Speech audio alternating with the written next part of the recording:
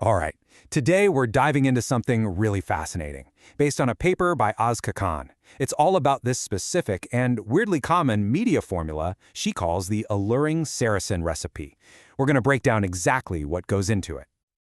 So let's just jump right in. At the very heart of this is a genuine puzzle.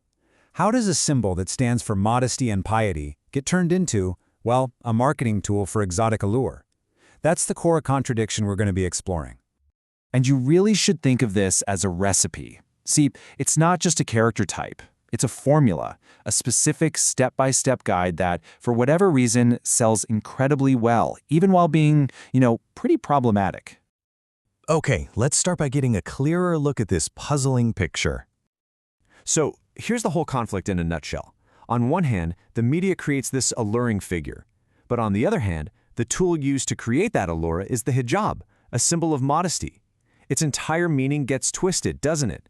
It goes from piety to a signal of mystery and exoticism. And that right there is the fundamental clash we're talking about. So like any good recipe, this one has its own specific ingredients. To really get it, we need to unpack them one by one. First up, the word Saracen. Now this is not a neutral term. Not at all. It is an old, medieval word, and it is just loaded with historical baggage.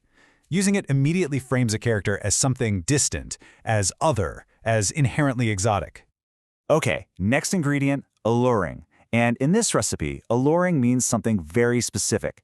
It's not just attractive, it's this particular kind of appeal, It's mysterious, it's foreign, and this part is absolutely crucial. It's packaged to be super easy to consume, totally non-threatening for a Western audience. And this is where you see this huge, massive disconnect. For millions of women, the hijab is deeply personal. It's about identity, modesty, piety. But in this media recipe, its meaning gets completely flipped on its head. It just becomes a prop, a visual cue for mystery and the forbidden. The gap between what it is and how it's portrayed, well, it's enormous. So we've got our ingredients. Now let's look at how you actually put this recipe together. It's actually a pretty simple four-step formula.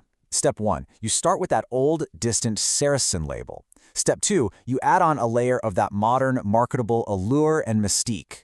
Step 3, you use the hijab as a visual shorthand, an instant signal for exoticism. And then Step 4, you drop this character into a story that feels intriguing and different, but is ultimately safe and totally familiar to the audience.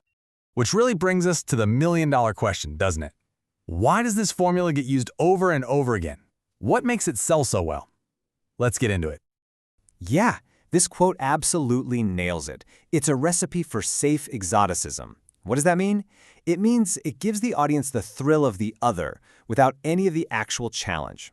You get to feel like you're experiencing something new and exciting, but you never have to grapple with the real complexities of another culture. It's like consumption without comprehension. And if we look at why it sells, the breakdown is pretty telling. The biggest piece of the pie, a whopping 40%, is that it just feeds into old consumer fantasies about the Orient. Right behind that is straight-up commercial profit. Then you've got the fact that it's a super easy narrative shortcut for creators. And finally, a small but important slice.